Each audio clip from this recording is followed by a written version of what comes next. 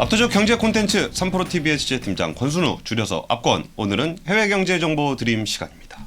코트라는 전 세계 128개 무역관에서 현지의 생생한 정보를 전하고 있습니다. 해외 진출에 관심이 많으신 분이나 해외 경제 정보가 필요하신 분들께 단계적으로 세세한 정보를 전달해드리고 있으니까 필요하신 분들은 직접 홈페이지를 방문해 주시면 좋을 것 같습니다. 요즘 글로벌 경제의 가장 중요한 이슈는 에너지 위기입니다. 에너지 대란을 어떻게 극복할 것인가. 장기적으로야 다양한 이야기들을 해볼 수 있죠.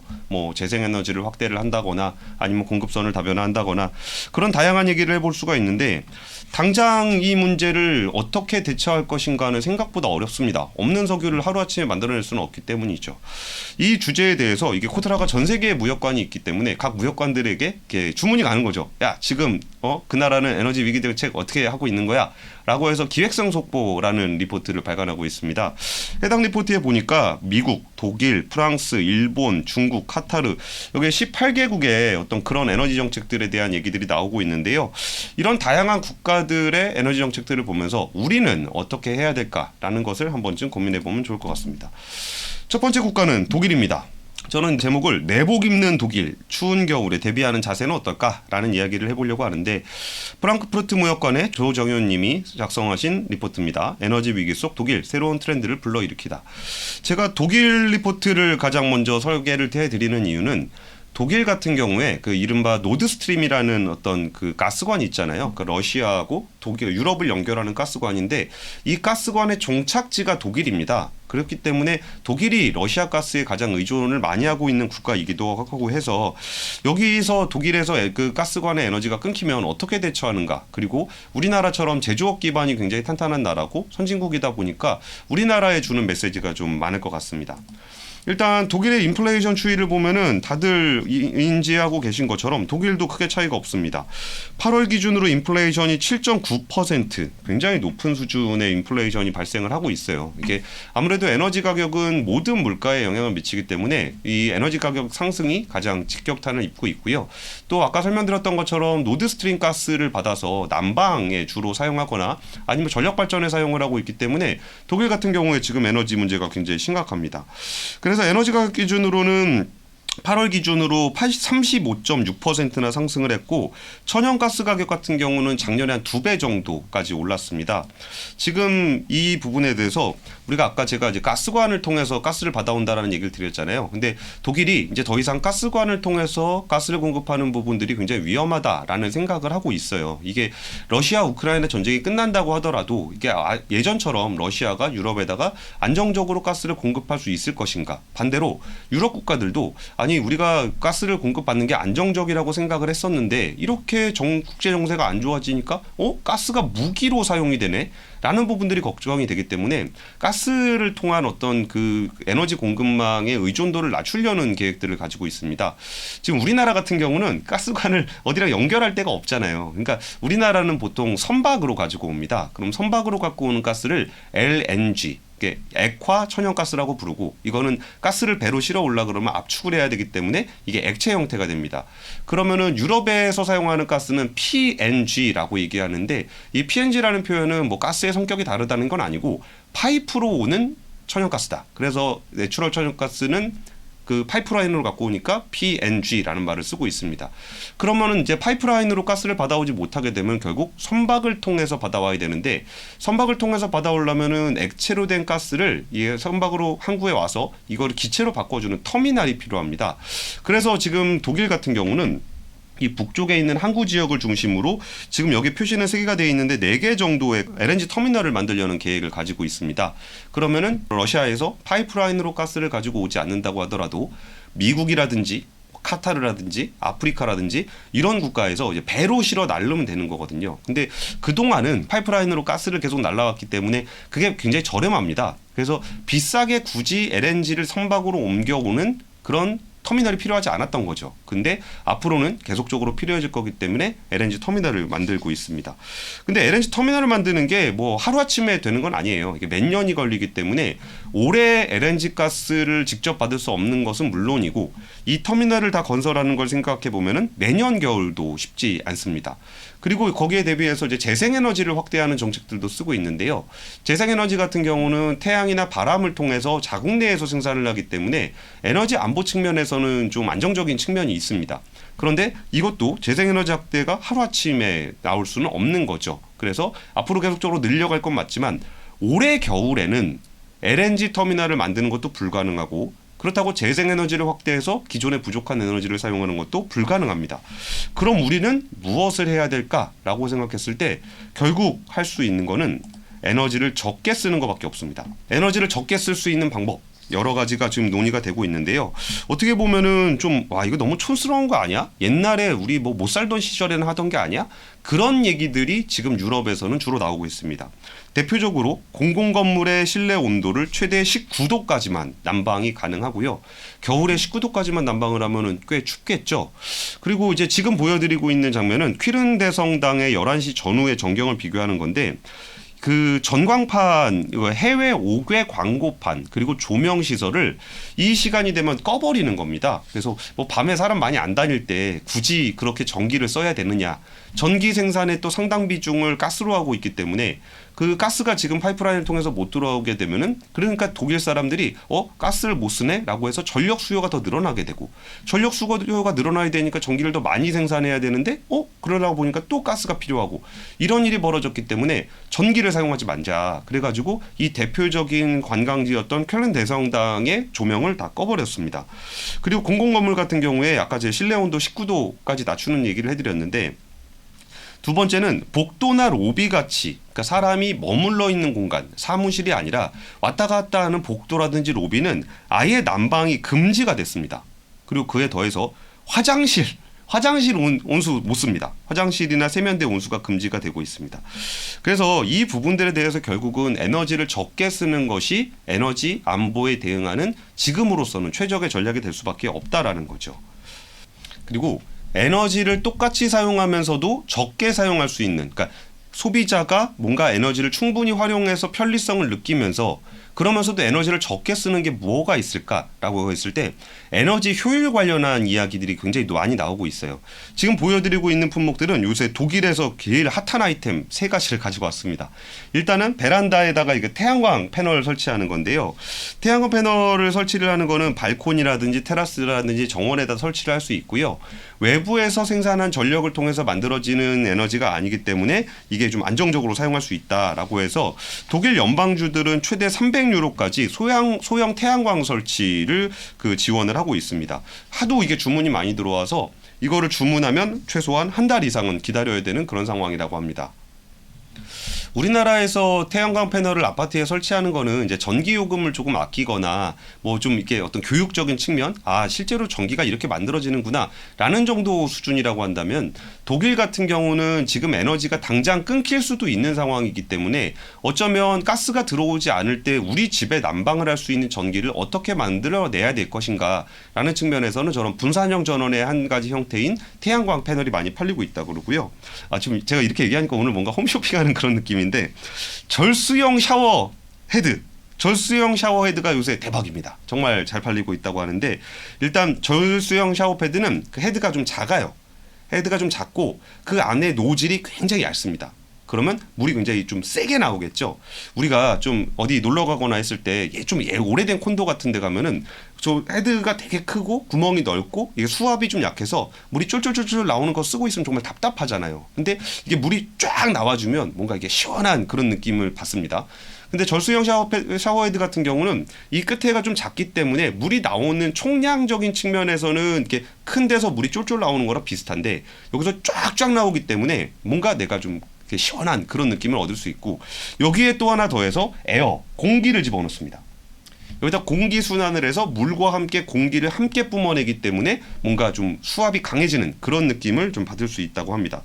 독일 정부는 절수형 샤워헤드를 사용하면은 에너지 소비를 30%가량 감축할 수 있다. 이 샤워헤드를 바꾸는 것만으로도 우리가 따뜻한 물을 사용하는 데 들어가는 에너지를 30% 절감할 수 있다라고 얘기하고요. 이 에너지를 30% 절감한다는 거는 러시아에서 천연가스를 수입하는 양의 2.6%를 절감할 수 있다고 합니다. 그러면 이게 단순히 우리가 뭐 이거 쓰면 좋아요 하는 것보다 우리가 지금 당장 러시아에서 가스를 사오는데 굉장히 어려움을 겪고 있다는 거는 국민들이 다 알 거 아니에요. 근데 여러분이 샤워헤드를 바꾸는 것만으로도 우리가 러시아에 대한 의존도를 약 3% 가까이 낮출 수 있습니다. 라고 한다면 국민들의 호응도가 훨씬 높다는 거죠. 그리고 제가 오늘 이거는 조금 어려운 얘기인데 이게 너무 중요한 얘기인 것 같아서 이게 히트펌프라는 겁니다. 지금 가스 난방을 하던 그런 집들이 이 히트펌프를 많이 사용을 하고 있다 그러는데 이게 어떤 거냐면은 제가 이거를 에너지 효율 쪽에 취재를 하면서 에너지 효율 업계에 계시는 분들이 가장 안타까워하고 있는 품목 중에 하나가 바로 이 히트펌프예요. 이게 왜 그러냐면 이 히트펌프가 주는 에너지 효율이 너무 높은데 사람들이 안 쓴다는 거예요. 우리가 가스를 난방을 할 때 열원이 필요하면은 한 100 정도의 에너지가 필요하다라고 한다면은 히트펌프 같은 경우는 열원이 한 75% 정도만 필요해요. 그리고 이걸 히트펌프로 25%를 보강을 해서 나머지 100%를 만들어낸다는 건데 우리가 열을 100을 만들어내려고 하면은 예를 들어서 뭐 좀 소모되는 건 있겠지만 전기가 100이 필요하다. 라고 했을 때 히트펌프를 사용하면은 뭐 한 50 정도만 전력을 사용해서 100의 열을 만들어낸다. 전기요금을 똑같이 1,000원을 내는데 열은 2배로 나온다. 거의 마법 같은 일 아닙니까? 아 정말 이거는 정말 마법 같은 일이에요. 그럼 이게 에너지 효율의 법칙이라는 게 있고 에너지 보존의 법칙이라는 게 있는데 어떻게 100의 에너지를 넣고서 200의 열 에너지를 만들 수 있냐라는 것인데 이 구조가 어떻게 되는 거냐면 우리가 그 냉매라는 게 있어요. 냉매라는 건 냉장고에서 주로 사용하는 거죠. 그러면은 냉장고는 그 냉장고 뒤에 보면은 열이 막 나오고 냉장고 안에 보면은 되게 시원하잖아요. 그럼 이거의 역반응입니다. 역반응. 그러면 밖에서 차갑게 만들고 안을 따뜻하게 만드는 거. 이게 히트펌프의 원리인데요. 냉매는 압축을 하게 되면은 열이 발생합니다. 그러면 압축을 해서 발생한 열을 집 안에다가 난방으로 해주는 거죠. 그리고 이 난방으로 들어왔으면 이 압축된 냉매를 다시 압축을 풀게 되면은 온도가 확 떨어져요. 그러면 밖으로 나가서 온도가 확 떨어지게 되면은 이 냉매의 온도가 너무 낮기 때문에 밖에 있는 열을 끌어들이게 됩니다. 실외에 있는 열을 끌어들이게 되는 거죠.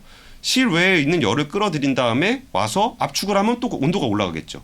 그러면 압축을 하는데 에너지가 들어가긴 하는데 밖에 있는 열을 일부 끌고 왔기 때문에 에너지 소비량에 비해서 열 발생량이 더 많아지는 거예요. 그러면 이거를 계속적으로 반복을 하게 되면은 밖에 있는 열을 끌어와서 안에다 쓰고 안에서 차가워진 공기는 또 밖으로 내보내고 밖에 좀 차가워지면 다시 안으로 집어넣고 저는 문득 그런 생각이 들었습니다. 그러면은 밖이 더 너무 추워지는 거 아니야? 지구가 너무 추워지는 거 아니야? 라고 얘기를 했더니 자연 상태는 열이 굉장히 많기 때문에 그 정도 열을 끌어 쓰는 것으로 밖에 기온이 변하지는 않는다라는 얘기를 하면서 이 히트펌프는 에너지 효율을 하시는 분들에게는 굉장히 좋은 품목인데 사람들한테 아니 뭐 히트펌프 하나 다시죠. 뭐 보일러보다는 조금 비쌉니다. 그럼 사람들이 뭐 기존에 있는 보일러 굳이 바꿀 필요도 없고 그리고 뭐 이거를 굳이 뭐 한다고 해서 에너지를 뭐 절감하는 게 나한테 뭐가 그렇게 중요하냐. 에너지가 별로 비싸지도 않은데 라고 생각했기 때문에 이 히트펌프는 에너지 효율적인 측면에서 굉장히 뛰어났음에도 불구하고 많이 채택이 안 됐었거든요.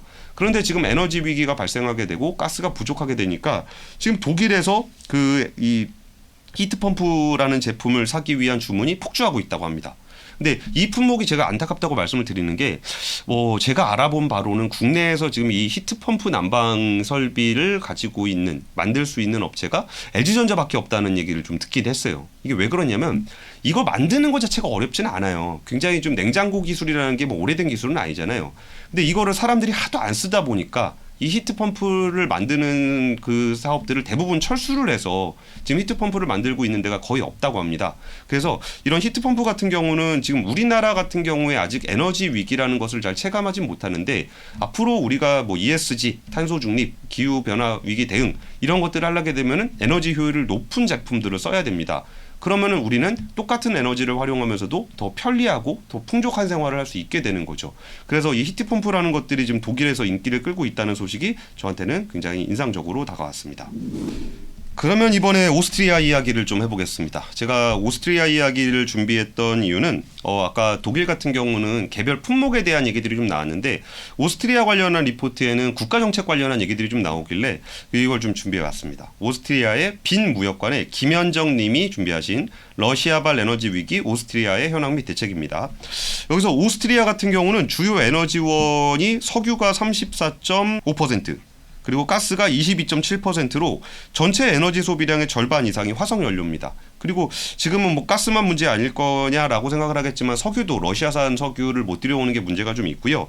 러시아에서 직접 수입해오는 원유는 7.5% 정도에 불과합니다. 그러면 뭐 7.5% 정도가 없는 게 그렇게 큰 문제일까라고 생각할 수도 있는데 오스트리아가 실제로 다른 석유 제품을 가지고 오는, 자체적으로 러시아에서 갖고 오는 거 말고 다른 국가에서 갖고 오는 석유 제품의 대부분이 다시 러시아에서 받아온 원유를 정제해서 석유 제품을 만들어서 오스트리아로 수출을 하고 있는 거죠. 그러다 보니까 러시아에서 들여오는 원유의 문제가 굉장히 좀 오스트리아 에너지 정책에도 큰 타격을 주고 있습니다. 그래서 하나하나 오스트리아의 에너지 정책 관련한 얘기를 좀 해드려보겠습니다. 일단 제일 중요한 얘기는, 제가 보기에 제일 인상적이었던 얘기는 4번의 전기료 상한 정책이에요.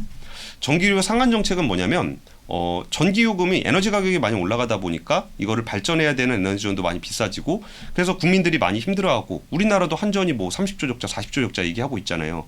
그러면 여기서 전기료의 상한제를 적용을 한 겁니다. 그러면 전기요금의 상한까지는 이 정도 80% 평균 전력 소비량의 80%까지는 가격 상한제를 적용을 해서 내가 만약에 작년에 100을 썼다. 그러면 80%까지의 전기는 그 이상으로 전기요금을 아예 안 올리는 거예요. 그러면은 전기요금 안 올라가니까 좋은 거네. 그래서 이 가구당 한 500유로 정도의 전기를 감면을 할 수 있다라고 하고요. 여기다 더해서 그럼 이게 왜 80%냐라고 하면은 이 80%를 넘어가서 전기에 대한 시장 가격을 적용받게 되면은 엄청 비싸집니다.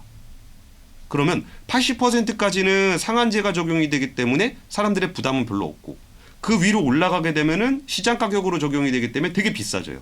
그럼 우리는 어떻게 해야 될까요? 전기를 80%까지만 써야 되겠죠. 그러면서 전기료의 상한 정책을 100%를 하게 되면은 사람들이 전기를 너무 펑펑 쓸 수 있잖아요. 그러면은 이거를 사실 뭐 나라에서 전기료 상한제를 적용한다고 해서 원가가 내려가는 건 아니기 때문에 결국은 발전소라든지 이런 전력을 공급하는 곳이 적자를 크게 볼 수밖에 없어요. 근데 이거를 80% 수준까지만 상한제를 적용함으로써 수요를 낮춰주는 그런 효과를 기대하는 정책이라고 할 수 있습니다.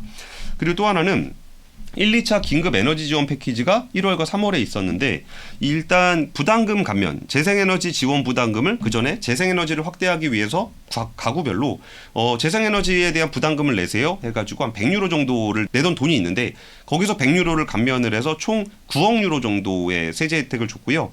그 에너지 비용 보전이라고 해서 최상위 수익 가구를 제외하고 가구당 150유로의 에너지 상품권을 지급을 했습니다. 그리고 세금 감면, 2023년 6월까지 천연가스 세금을 90% 감면을 함으로써 에너지 가격을 좀 낮추는 그런 효과를 좀 주고 있습니다. 이런 정책은 우리나라가 좀 석유값이나 휘발유값, 경유값 올라가면은 거기 들어가는 세금 줄여주는 효과 있잖아요. 그런 부분들과 좀 비슷한 정책이라고 보시면 될 것 같아요.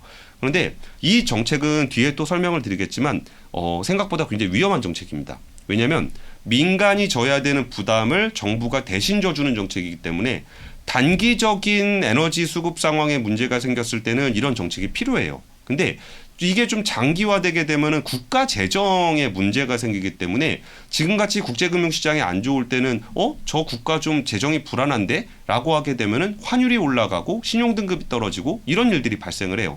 실제 영국에서도 뭐 감세 정책을 한다 이랬더니 세금을 깎아주면 국민들은 좋겠네? 라고 하겠지만 오히려 국제금융시장에서는 영국 정부가 너무 적자가 심해질 것 같은데? 라고 해서 파운드화가 파운드화 가치가 툭 떨어져 버리는 그런 일들이 좀 발생을 했기 때문에 이 에너지 긴급 지원 패키지 같이 직접 지원하는 정책은 굉장히 정교하게 신중하게 활용할 필요가 있습니다.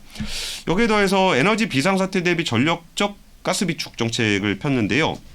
이거는 그 물량 자체를 미리미리 확보를 하는데, 이 미리 확보를 한다라는 거는 굉장히 좀 가스값을 좀 비싸게 주고 가지고 와야 될 수도 있어요. 하지만 이거를 뭐 딱 닥쳐서 비싸게 갖고 오는 게 아니라 이 5월 달부터 원래 가스 비축은 조금 뒤에 하거든요. 이게 가스를 많이 쓰는 거는 겨울에 많이 쓰기 때문에 뭐 5월, 6월 이때는 조금씩 하다가 뒤로 갈수록 점점 많이 하게 되는데 굉장히 빠르게 시행을 했고요. 또 하나는 이 가스 저장고들을 연결을 해서 가스가 빈 곳이 있으면은 채워주고 뭐 찬 곳이 있으면 넘겨주고 하면서 가스의 효율성을 높이는 그런 인프라 정책도 했습니다. 그리고 이제 석탄발전소 2020년에 문 닫았던 석탄발전소를 재가동을 하기로 했습니다. 이게 사실 이 석탄발전소도 사실 뭐 가스발전소로 바꿔서 화석연료 사용을 좀 줄이려고 했는데 이 부분에서 지금 좀 심각하다라고 생각이 드니까 2020년에 파쇄했던 멜라흐 석탄발전소를 비상 재가동하기로 했습니다. 그럼 이 정도의 정책들을 보게 되면은 오스트리아 정부 같은 경우도 직접 지원 정책과 더불어 수요를 좀 감축하는 정책들을 좀 복합적으로 좀 사용하고 있고 우리가 뭐 이런 얘기를 들으면 야 석탄 발전소 다시 짓는 거 보니까 유럽도 석탄 발전소 다시 가동하지 않냐 그러니까 우리가 지금 재생에너지로의 전환은 좀 늦게 가도 된다라고 생각하시는 분들도 좀 종종 있는 것 같아요. 근데 제가 그런 얘기 왜 나오나 생각해봤더니 재생에너지에 대한 약간 비판적인 시각을 가지고 계신 분들이 유럽의 어떤 화석연료를 다시 사용하는 정책을 보면서 거 봐라 유럽도 다시 사용하지 않냐라는 주장을 하시는 것 같아요. 근데 유럽은 그런 상황이 아니고요. 재생에너지에 대해서도 굉장히 적극적으로 이렇게 설치를 하는 정책을 하고 있고 근데 재생에너지를 확대하는 속도가 사람들이 기대하는 것보다 그렇게 빨리 보급이 안 되기 때문에 기존에 사용하던 석탄 발전을 다시 돌리고 있는 그런 상황입니다. 그러면 되게 아이러니해 보이긴 하죠. 석탄 발전, 그 탄소를 가장 많이 발생시키는 석탄 발전도 발전시키고 재생에너지도 발전시키는 그런 방향이라는 점을 좀 알아두셨으면 좋겠습니다. 그래서 유럽 국가들은 요즘 정치적으로 굉장히 혼란스러운 가운데 오스트리아 같은 경우는 그나마라도 좀 안정된 모습을 보이고 있어요. 지금 뭐 영국도 총리 뭐 새로 뽑힌 지 얼마 되지도 않았는데 바뀐다 그러고 뭐 이탈리아 총리 같은 경우도 굉장히 구구적인 인사가 나오기도 하고 뭐 프랑스 대통령의 지지율도 많이 떨어지고 그러는데 지금 오스트리아의 현직 알렉산더 펜데어 벨렌 대통령의 연임이 거의 확실시되고 있습니다. 보기에 좀 인상 좋아 보이는 이런 분인데 이분의 지지율이 꽤 좋습니다. 그리고 오스트리아 언론은 결선 투표 없이 재임에 성공할 걸로 보고 있고요. 이분은 녹색당 당수 출신입니다. 그리고 경제학자 출신이고요. 그러면은 석탄 발전을 재개를 한다고 하더라도 그분이 뭐 녹색으로 전환을 안 할 거다라고 보기는 좀 어렵고요. 이분은 부모님이 러시아와 에스토니아 출신의 난민 출신의 대통령입니다. 그러다 보니까 녹색 정책과 경제 정책 그리고 난민 출신이라는 배경과 오스트리아에서 꽤 그 나름대로의 정치력을 좀 인정을 받고 있습니다. 그리고 오스트리아 같은 경우도 내각제이기 때문에 이 대통령보다는 총리가 좀 더 실세인데 지난해에 총리가 부패 의혹으로 전격 사임을 했습니다. 그리고 총리가 이런 의혹으로 좀 사임을 하게 되면은 아예 내각이 바뀐다거나 그런 일들이 생기는데 오히려 대통령이 연임에 성공함으로써 정치적 리더십을 좀 발휘하고 있는 상황이라 지금의 오스트리아의 에너지 정책도 이런 식으로 나오고 있습니다. 제가 왜 굳이 대통령 말씀을 좀 얘기를 좀 드리냐면 이게 에너지 위기 상황이 되면은 국민들이 굉장히 불행해집니다. 그래서 지지율이 떨어져요. 그리고 에너지 정책을 쓴다는 거는 국민들을 좀 괴롭히는 정책을 써야 됩니다. 뭔가 불 꺼라, 난방 꺼라 뭐 이런 식의 정책들. 그러면서도 에너지 가격은 올라가요. 사람들은 불편하게 지내면서 더 많은 비용을 지불해야 되기 때문에 이 상황에서 정치적 리더십이 파퓰리즘적으로 흐르게 되면 그냥 뭐 우리 국민들한테 지원 빵빵하게 해줘갖고 불편함 없게 해줘야지 라는 취지로 접근을 하게 되면 재정 적자가 엄청나게 쌓여서 국제금융시장에서 배신을 당하게 되고 그렇다고 해서 국민들을 세심하게 돌보지 못하면 그 불만이 가득한 국민들의 어떤 불만들이 터져서 정치적 입지가 흔들릴 수 있기 때문에 이 에너지 위기는 정치적으로도 굉장히 큰 위기 상황이 됩니다. 그렇기 때문에 정치적 안정을 꾀하는 것도 그 에너지 정책을 펼 수 있는 리더십의 가장 중요한 덕목이다라는 말씀을 좀 드리고 싶습니다. 요즘에 가장 시끄러운 그 이탈리아에 대한 이야기를 들어보겠습니다.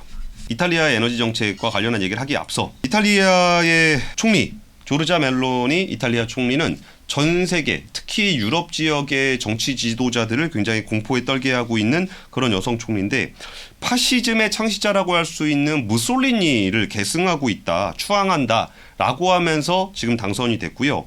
동성혼에 반대한다, 동성애자에 대해서 굉장히 극단적인 혐오를 보이고 있고 난민이 만약에 바다를 건너 이탈리아로 온다면 해변에서 다 총으로 쏘겠다라는 얘기를 할 정도로 굉장히 극우적인 성향을 띠고 있는 총리입니다. 그리고 여기에 더해서 이번에 서열 1위 그 총리 다음에 서열일위인 그 상원의장 선거가 있었는데 이번에 라 루사라는 분이 이탈리아 상원의장이 됐습니다. 이분은 어떤 분이냐면 이분 역시 무솔리니를 숭배한다라는 거예요. 무솔리니를 숭배하는 그런 정치 지도자로서 이번에 좀 당선이 됐다라는 거는 지금 이탈리아 같은 경우도 에너지 위기에 따라서 굉장히 지금 국민들의 불만이 쌓이고 있고 이전에는 사실 마리오 드라기 총리였는데 마리오 드라기 총리 같은 경우는 글로벌 금융위기를 극복하는 데 결정적인 역할을 했던 ECB 총재였습니다. 유럽 중앙은행 총재였어요. 그분은 정말 그 슈퍼마리오라고 불릴 정도로 위기 대응에 굉장히 뛰어난 사람이었는데 오히려 이런 에너지 위기와 인플레이션 뭐 그런 상황이 됐을 때 이렇게 그 중앙은행 총재다운 보수적이고 체계적이고 세심한 이런 총리가 오히려 좀 쫓겨나게 됐고 그 다음에 집권하신 분들이 무솔리니를 계승한다라고 불리는 이탈리아가 추축국이 됐던 그 무솔리니 어떤 독재를 계승하겠다고 했던 분들이 이번에 이탈리아의 그 총리와 서열일위인 상원의장으로 당선이 됐다라는 거는 이탈리아가 굉장히 지금 그 어렵다. 굉장히 강력한 리더십을 선호한다라는 부분들을 알 수 있을 것 같습니다. 그럼 이렇게 강력한 리더십을 선호해서 좀 약간 극우적이고 파시즘을 추앙하는 정치 리더십을 선택한 이탈리아의 에너지 정책은 무엇일까? 라고 봤을 때 굉장히 귀여운 디자인으로 20가지 에너지 캠페인을 하고 있는데 뭐 짧게 읽어드릴게요. 조명기구를 에너지 절약형으로 사용하자, 집에 단열재를 보완하자, 지분 단열재를 보호하자, 이중창을 설치하자, 뜨거운 물 사용을 줄이자, 에너지 절약형 가전제품으로 교체하자, 멀티탭을 사용하자, 불필요한 불을 끄자, 에너지 재생에너지 설비를 설치하자. 이런 내용입니다. 어떤 얘기를 드리고 싶은 거냐면은 에너지 위기 상황에서 정치적 리더십과 뭔가 특출난 아이디어로 에너지 위기를 극복할 수 있다라는 거는 세상에 없습니다. 이게 에너지를 대체 공급원들을 확보하고 어떻게든 좀 정교하게 정책을 쓸 수 있는 것들이 필요하지만 실제로 당장의 에너지가 끊겨 있는 상황, 에너지가 부족한 그런 상황을 극복하기 위해서는 정말 이게 우리 한 명 한 명이 좀 뭐 라디에이터를 끄고 보일러를 콘덴서 보일러로 바꾸고 이런 거 하나하나를 하는 게 너무너무 중요하다는 말씀을 좀 드리고 싶어요. 제가 이전에 뭐 환율 문제라든지 에너지 문제를 제가 3프로TV의 다른 프로그램에서 얘기할 때 이런 것들이 되게 필요하다라는 얘기를 드렸을 때 사실 그때 댓글들을 보면서 조금 마음 아팠던 거는 그런 얘기들이 있어요. 정부가 에너지 정책을 미리미리 준비를 안 해서 그런 거를 국민적 불편함을 끼치면서 국민들한테 책임을 다 떠넘기는 거냐라는 비판이 있는데요. 물론 그런 부분들도 뭐 충분히 나올 수 있는 의견이라고 생각은 들어요. 근데 사실 에너지라는 거는 굉장히 장기적인 계획을 가지고 이렇게 좀 조달이 되는 부분이기 때문에 이렇게 급격하게 러시아 우크라이나 사태를 계기로 이제 에너지 공급이 좀 끊기게 되면은 사실 쓸 수 있는 방법이 많이 없어요. 그러면은 정말 국민 한 명 한 명이 한등 끄기하고 보일러 좀 줄이고 하는 이런 부분들 그리고 아까 뭐 보일러를 이왕 바꿀 거면 히트펌프로 바꾼다거나 이런 부분들이 사실 지금 에너지 위기에 대응하는 가장 그 효과적인 수단이라는 말씀을 좀 드리고 싶었어요. 이게 이탈리아 같은 국가가 무솔리니를 추앙하는 우익 정치인을 내세웠지만 그런 강력한 정치적 리더십만 가지고는 에너지 위기를 극복할 수 없다는 말씀을 좀 드리려고 그 이탈리아에서 보였던 뭐 진짜 별거 다 있습니다. 이렇게 냉장고에 뭐 물건 많이 넣어놓지 마라. 뭐 이런 거부터 해서 뭐 열 측정 시스템을 이용하고 뭐 라디에이터 주변을 정리하고 라디에이터 주변을 정리하는 게 에너지 정책이라 그러면은 좀 너무 시덥잖아 보이는 게 있잖아요. 하지만 이런 부분들을 에너지를 하나하나 좀 아껴 쓰는 것이 지금의 어떤 에너지 위기 상황을 극복할 수 있는 가장 중요한 방법이다라는 말씀을 좀 드리고 싶습니다. 그래서 지금 이탈리아 생태경제부 장관은 러시아로부터 가스 공급 중단에 대비하기 위해 유럽 수준에서의 유용한 에너지 절감을 즉각적으로 실천해야 된다. 에너지 절감을 즉각적으로 시행해야 된다. 이 부분이 가장 중요하다라는 말씀을 하시면서 전 국민이 에너지 절약에 동참해 주길 바란다라는 이야기를 했습니다. 이번에는 케냐로 가보겠습니다. 케냐 좀 난데없죠. 최 PD가 갑자기 웬 케냐냐 그런 근데 케냐를 가지고 온 이유도 있습니다. 케냐 같은 경우도 사실 이런 케냐의 에너지 정책에 대해서 좀 알아보기가 좀 어렵잖아요. 여기서 중간에 깨알 홍보 역시 전 세계 128개 무역관이 있는 코트라기 때문에 에너지 정책에 대해서 정말 다양한 국가에 대해서 알아볼 수 있겠구나라는 생각이 들었습니다. 케냐 같은 경우도 에너지 가격이 많이 올랐어요. 소비자 물가가 8.3% 상승했고 환율도 엄청나게 올랐습니다. 그리고 케냐 같은 경우는 에너지 순수입국이기 때문에 타격이 만만치 않습니다. 그런데 어떤 정책을 썼냐면 케냐는 석유 가격을 정해놨어요. 예를 들어서 우리가 뭐 휘발유 1리터에 1,500원이다 라고 정하면 그냥 그걸로 정한 겁니다. 그러면은 석유를 공급해야 되는 업체 입장에서는 아니 지금은 1,500원이면 손해예요. 2,000원은 주셔야 돼요. 라고 했더니 거기다가 그 차액만큼을 정부가 지원을 해준 거예요. 그러면 국민들은 1,500원만 내도 되니까 좋고 업자들은 어차피 2,000원에 파는 것과 똑같은 가격을 받으니까 좋죠. 이게 우리가 가장 쉽게 생각해 볼 수 있는 그런 건 좀 나라가 부담해야지. 이런 건 좀 나라가 책임을 져야지. 저 정도는 해야 나라가 국민을 보살핀다라는 느낌을 줄 수 있는 정책이 이런 에너지 직접 보조 정책이에요. 그래서 에너지 휘발유 가격이 한 18% 정도 오르긴 했는데 그나마라도 변동성이 굉장히 적은 편입니다. 그리고 보조금 같은 경우는 그 세금 개발 부담, 석유 개발 부담금과 연료비에 세금을 붙여서 좀 조달을 해왔어요. 그래서 재무부가 여기에 대해서 좀 정책을 펴왔습니다. 다음 장면을 보시면 짜잔, 연료를 이렇게 배급을 하다 보니까 에너지가 사라져 버렸습니다. 왜냐하면 이게 정부가 보조를 해주면서 정부가 직접 개입을 하다 보니까 이 업체들 같은 경우는 판매가를 높게 받을 수가 없잖아요. 정부를 보조를 받아야 되고, 그리고 이제 이게 이 보조금이라는 건 정부가 계속 떠안아야 되기 때문에 보조금은 결국은 고갈이 될 수밖에 없어요. 그러면 두 가지 문제가 발생을 하는데, 하나는 보조금이 줄어들었기 때문에, 근데 가격 상한제는 있는 상황에서 보조금이 줄어들었기 때문에 이 석유를 판매해야 되는 업자들은 여기서 손해를 보게 되잖아요. 그러니까 이거를 내수 시장에다 공급을 하는 게 아니라 제값을 받고 팔 수 있는 해외로 수출을 해버리는 겁니다. 그러다 보니까 국내에는 그 에너지에 대한 그런 공급이 부족해지게 되는 거고, 지금 수도 나이로비 일대에 있는 주유소에는 이렇게 많은 차량과 오토바이가 모여서 줄을 서야 될 정도로 석유가 많이 부족해져 있는 상황입니다. 그러면은 또 한쪽에서는 어떤 문제가 발생을 하냐? 이게 석유 보조금을 주지 않으면 국가적인 혼란이 발생하기 때문에 재무부는 다른 부서에서 사용하던 예산들을 끌어오고 있습니다. 굉장히 빠르게 끌어오고 있는데, 그렇게 되면 다른 부서들이 예산을 집행해야 되는 공공 영역에서 예산을 집행할 수 없기 때문에 석유에서 문제가 생기는 것뿐만이 아니라 다른 부분에서도 문제가 생길 수 있는 거죠. 예를 들면 학교에서 문제가 생길 수도 있고, 아니면은 뭐 도로를 청소한다거나 이런 데서의 문제가 발생할 수도 있고, 그러다 보니까 정책 집행에 대한 부분에서도 부작용이 발생하고, 에너지 같은 경우는 안 그래도 부족한 에너지가 해외로 빠져나가는 바람에 쇼티지가 발생을 하는 그런 상황이 됐습니다. 그래갖고 케냐 정부는 어떻게 했냐면은 일주일에 소비자들로 하여금 $20까지만 석유를 살 수 있도록 그런 구매 제한 정책을 폈습니다. 그랬더니 이게 구매 제한 정책은 또 일괄적으로 하다 보면은 누군가는 더 필요한 사람도 있고 덜 필요한 사람도 있을 텐데, 싸게 공급받을 수 있는 석유의 양이 정해져 있기 때문에 무조건 다 가져가게 되는 거고, 그러면 석유를 좀 더 많이 사용해야 되는 곳에서는 부족이 발생할 수밖에 없는 거죠. 그러면 공장이라든지 이런 데서 에너지가 부족하게 되면은 뭔가 공장에 대한 생산이 좀 줄어들게 되고 경제가 전반적으로 침체되는 그런 악순환의 고리에 나섰습니다. 그래서 처음에는 이 대통령 같은 경우도 이제 지지율 유지를 위해서 이런 부분들을 유지하려고 했는데, 오죽하면 IMF 있잖아요. 이게 국가 경제적으로 좀 안 좋다 보니까 IMF에서 좀 대출을 받아야 되는데, IMF가 신규 대출을 해주는 그런 조건으로 연료 보조금 프로그램 좀 중단해라. 연료 보조금 프로그램 중단 안 하면 너네는 국가 재정을 계속적으로 사용할 수밖에 없고, 우리가 돈을 빌려줘봐야 이게 너네는 그 돈으로 다 쓰게 될 거 아니냐. 그러면 경제도 안 살아나고 빚도 못 갚게 될 거니까 신규 대출을 해줄 테니까 연료 보조금 프로그램을 중단해라 라고 IMF가 요구해 놓은 상황입니다. 그러면은 케냐에선 또 어떤 정책들을 피고 있을까요?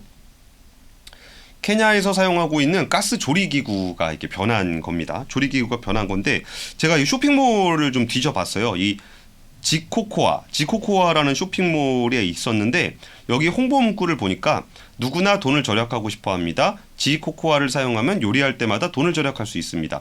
지코코아는 숯보다 평균 50%를 절감하고 연간 21만 원을 절감할 수 있습니다. 너무 좋지 않아요? 똑같이 내가 물건을 사용하는데 에너지를 훨씬 절약할 수 있다는 거죠. 이게 과거에 그 예전 방식으로 이런 식의 어떤 가스 조리 기구를 쓰면은 훨씬 더 많은 에너지를 사용하면서 독성도 훨씬 많이 배출이 되고 에너지도 더 많이 사용하게 된다는 거죠.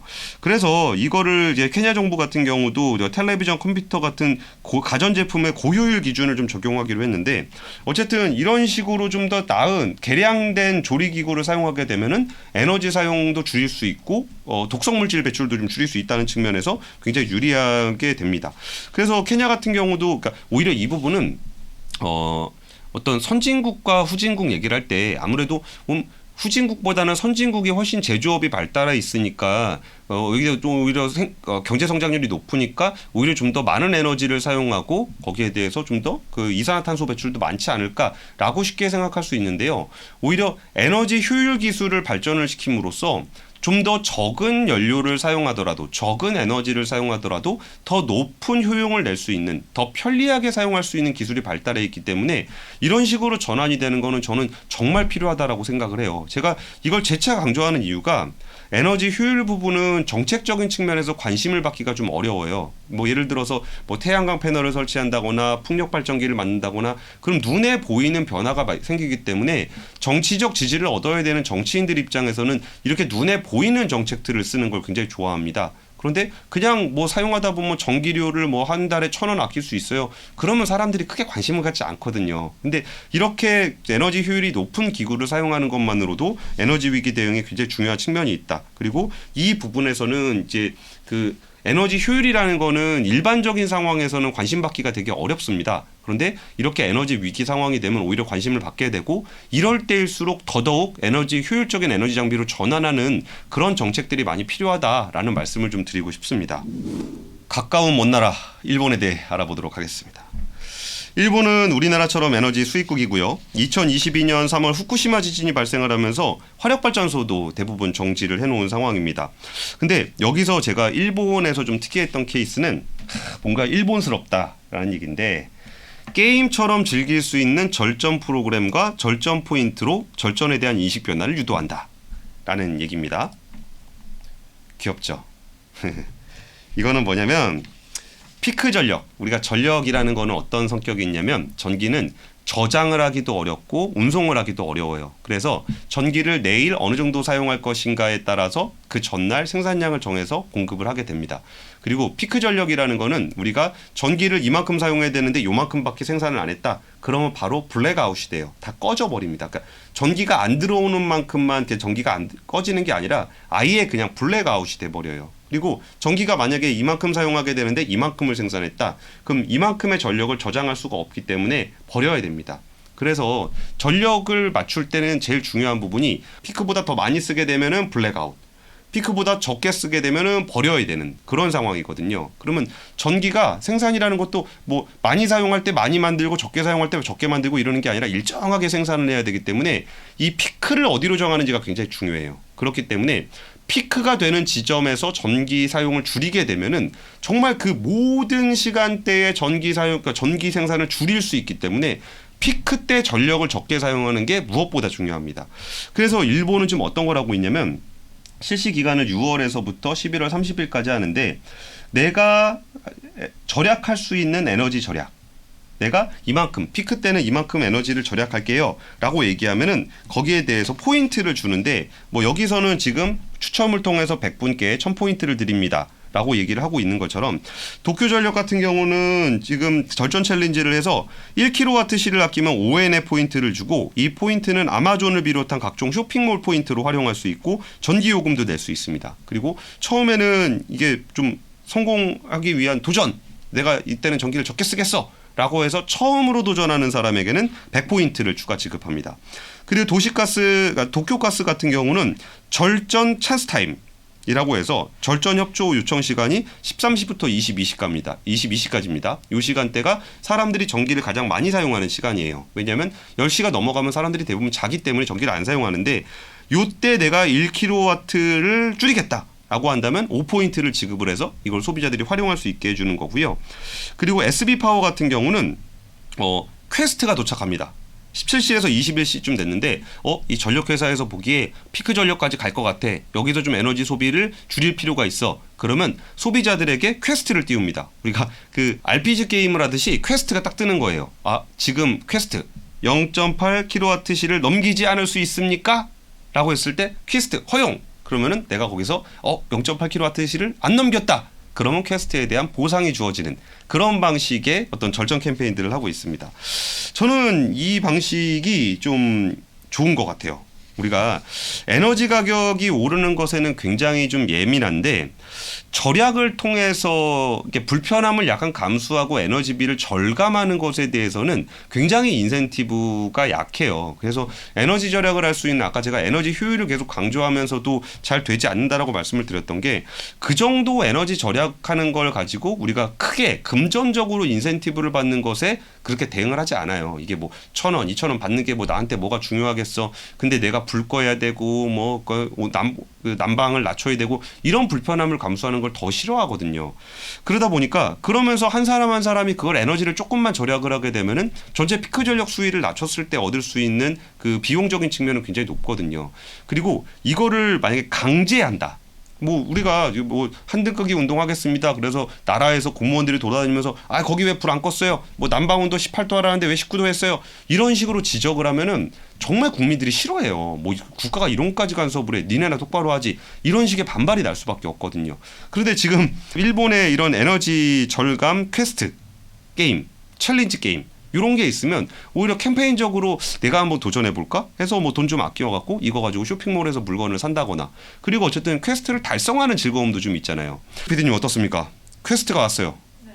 지금 난방을 1도 낮추시면 뭐 2,000포인트를 드리겠습니다. 2,000포인트는 카카오 웹툰에서 웹툰을 볼 수 있습니다. 승낙? 승낙. 이렇게 하는 것이 일본의 방식입니다.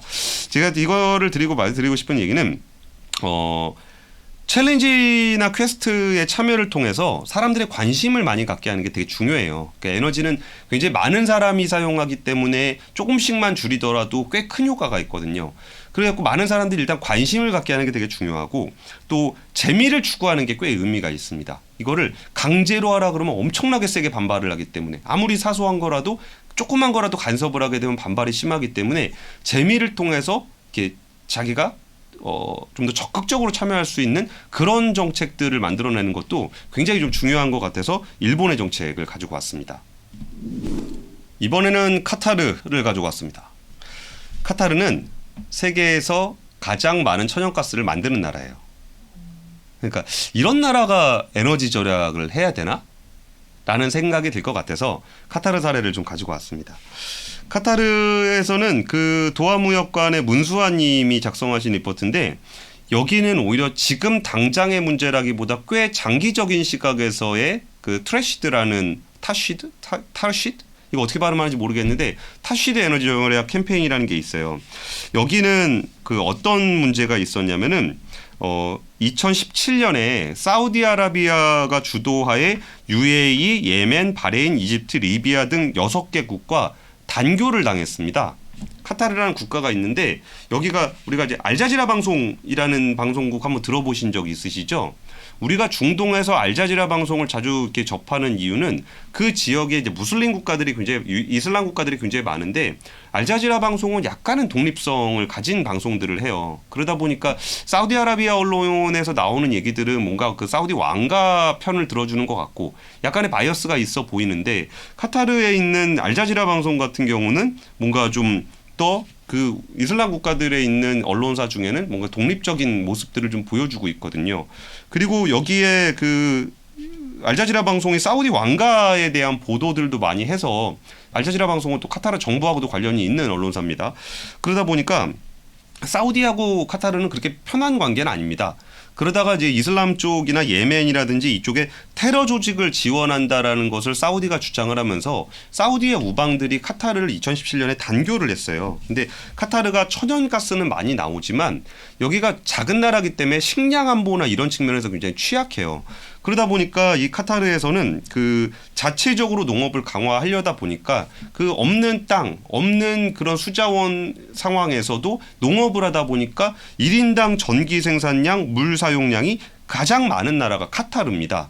이 부분도 지금 되게 눈여겨 볼 만한데 여기서 물절약 캠페인을 어떻게 해야 되느냐에 대해서 제가 관심과 재미 뭐 이런 얘기들을 좀 드렸잖아요. 관심에서 이 멘트를 누가 했던 얘기냐면 무함메드가 했다. 그러면서 했던 얘기가 물이 많이 흐르는 강가에서 세정식을 해도 물을 낭비하지 말라라는 거를 무함마드가 예언자 무함마드가 이런 말을 했다라는 거예요. 이게 어떤 의미냐면은 무슬림들은 하루에 5번씩 메카 방향을 향해서 기도를 하게 됩니다. 근데 그 기도를 할 때는 뭔가 우리가 목욕제계라고 하잖아요. 이걸 깨끗하게 얼굴과 팔과 발을 씻어야 돼요. 이걸 우두라고 하는데 이게 하루에 5번씩 얼굴과 팔과 발을 씻다 보니까 사용하는 물도 만만치 않게 들어가는 거예요. 근데 그러다 보니까 이 부분에 대해서 타쉬드라는 캠페인을 하면서 이 얘기를 무함메드가 이런 얘기를 했다. 라는 얘기를 전함으로써 국민들에게 우리가 믿고 따르는 예언자 무함메드가 그 중요한 종교 행사인 우두를 할 때도 물을 절약했다고 했으니 우리 국민들은 물을 좀 절약해야 되지 않겠습니까? 라는 부분들을 소구하고 있는 건데요. 이것처럼 국민들이 가장 소구할 수 있는 그런 분야에서 이런 캠페인을 함으로써 좀 더 긍정적인 효과들을 이뤄내고 있고 이를 통해서 10년 동안 11억 달러, 한 1조 3천억 원 규모의 에너지와 물을 절약을 했다라고 하니까 꽤 효과가 좀 있었던 것 같아요. 그리고 와치앱을 많이 쓰는데 카타르는 와치앱을 많이 쓰는데 여기다 정부에다 물어보는 겁니다. 뭐 에너지 절약 관련해서 궁금한 게 있는데요 라고 해서 이렇게 물어보면은 거기서 뭐 트위터라든지 와치앱이라든지 이런 SNS를 통해서 좀 이렇게 국민들한테 다시 에너지 절약하는 법을 알려주는 그런 정책들도 쓰고 있습니다. 여기서 저는 이게 종교가 주가 되는 국가에서 종교 지도자의 어떤 그 발언 문구를 통해서 에너지 절약 캠페인을 하고 있다는 점이 좀 인상적이었습니다.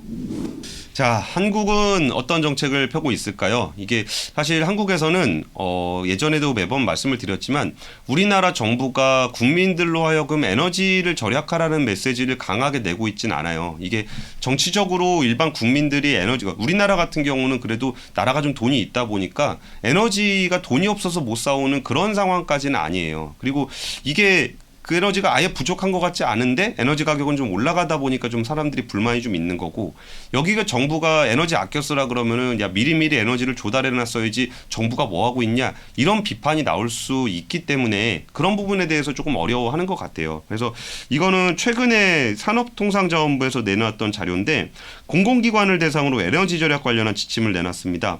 실내 적정 온도는 17도로 유지를 하고 권역별로 순차 운유 시간대별로 난방기 가동을 중단한다. 그러니까 경기 같은 경우는 9시, 서울은 9시 30분, 경상은 16시, 충청은 16시 30분에 이때 이제 난방기 가동을 30분 동안 중단하는 그런 얘기를 하고 있고요. 또 업무 시간에 개인 난방기 있잖아요. 이게 그러니까 중앙 난방에서 난방 온도를 낮추게 되면 개인적으로 열풍기를 쓴다거나 뭐 이런 것들을 많이 쓰는데 그런 것들을 좀 금지하고 있고요. 그리고 광고 장외 주명 같은 경우는 심야 시간에 소등을 하도록 했습니다. 그리고 업무 시간에는 뭐 전등이 있으면 그중에 30%는 끄게 되고 피크 시간 때는 50% 정도를 줄이는 겁니다. 그래서 이 부분을 보게 되면은 다른 나라와 비슷한 듯 보이지만 이거는 국민들을 대상으로 하는 얘기는 아니고요. 공공기관을 대상으로만 하고 있는 얘기입니다. 이런 걸 보면은 전 세계적인 에너지 대란에 대처하기에 공공기관으로 한 거는 좀 부족한 느낌이 좀 있어요. 이렇게 될 수밖에 없는 거는 일반인에게도 이걸 적용을 했을 때 이를 단속할 방법이 마땅치 않아요. 예전에 그 MB 정부 때 뭐 블랙아웃이 있고 에너지 위기가 닥치니까 뭐 실내 온도를 제한합니다. 뭐 명동에 문 열고 영업하지 마세요. 에어컨 바람 나가게 하지 마세요. 이런 얘기할 때 참 비판 많이 받았었거든요. 이게 그 일일이 찾아다니면서 온도 재고 다닐 거냐 이런 비판들을 많이 받게 된 건데 그러면서 국민적 지지율이 떨어질 수 있다는 우려 때문에라도 우리나라 정부는 에너지 위기를 대응하기 위한 캠페인들에 그렇게 적극적이지는 않아요. 근데 지금 한국의 무역 수지가 에너지 가격 상승으로 굉장히 악화되어 있는 상황이고 전 세계적으로 에너지를 구하기 쉽지 않을 때는 국민적인 공감대를 높이면서 함께 불편함을 감수해 나가는 정책이 필요할 수밖에 없거든요. 그러면 이랬을 때 국민들이 이 부분에 대해서 공감하고 자발적으로 참여하게 할 수 있는 그런 아이디어들 정책적인 아이디어들은 뭐가 있을까? 혹은 조금은 불편을 겪더라도 우리가 모두 좀 더 그 안전하고 건강한 그런 에너지 환경을 추구하기 위해서는 이게 필요하다라고 하면서 국민들을 끌고 갈 수 있는 그런 정치적 리더십도 굉장히 좀 중요한 것 같습니다. 그래서 우리나라 에너지 정책에 있어서 이런 에너지를 아끼는 부분들에 대해서는 조금 더 많은 캠페인과 그리고 국민적 공감대를 형성할 수 있는 그런 정치적 리더십이 필요하겠다라는 말씀을 좀 드리고 싶습니다. 지금은 러시아 우크라이나 전쟁 때문에 에너지 위기라는 이야기들을 하고 있는데요. 우리가 설사 전쟁이 끝난다고 하더라도 탄소 배출을 줄이고 기후 위기에 대응하려고 한다 그러면 우리는 결국 에너지를 소비를 줄일 수밖에 없습니다. 탄소 배출을 결국 생산과 인구, 효율로 결정을 하게 되는데 우리나라가 이제 안 그래도 저출산인 상황에서 인구를 인위적으로 줄일 수는 없잖아요. 그리고 생산을 줄이게 되면은 우리는 또 배가 고플 수밖에 없고 결국 효율을 높여서 우리의 불편함을 조금은 줄이면서도 할 수 있는 그런 부분인데 결국 이런 부분에서 이제 거대 자본과 이런 거대한 정책들이 해야 된다라는 생각들을 많이들 하시는 것 같아요. 물론 그렇게 해야 되는 것도 굉장히 중요한데 여기에 더해서 많은 사람들이 함께 할 수 있는 다양한 작은 부분에서 많은 사람들이 함께 할 수 있는 거, 뭐 아파트 베란다에다가 뭐 단열 필름을 붙인다거나 아니면 에너지 효율이 높은 그런 제품을 사용한다거나 그런 것들을 정말 개개인들에게 하나하나 행동을 바꿀 수 있어야 되는데 그거를 또 시시콜콜하게 짜셔하면서 이거 해라 마라 안 그러면 벌금 내게 한다 이런 식으로는 또 안 될 거란 말이죠. 그래서 이런 부분들을 이제 국민들에게 좀 더 자발적이고 에너지 효율에 대한 인지도를 높일 수 있는 그런 다양한 아이디어들, 정책적 아이디어들이 지금 에너지 위기 상황에 절실하기 때문에 더 많이 발생을 하고 그리고 지금 상황보다 조금 더 지금을 계기로 뭔가 전환이 이루어지게 되면은 2030년, 2050년 탄소 중립을 달성하는 데도 도움이 되지 않을까 싶습니다. 오늘 코트라 해외 경제 정보 드림을 통해서 그 지금 각국의 에너지 위기를 대응하는 그런 모습들에 대해서 알아봤는데요. 우리나라에서도 에너지에 대한 그런 위기를 슬기롭게 극복하고 좀 더 안정된 에너지 환경에서 지냈으면 좋겠습니다. 오늘 악권 여기까지입니다. 감사합니다.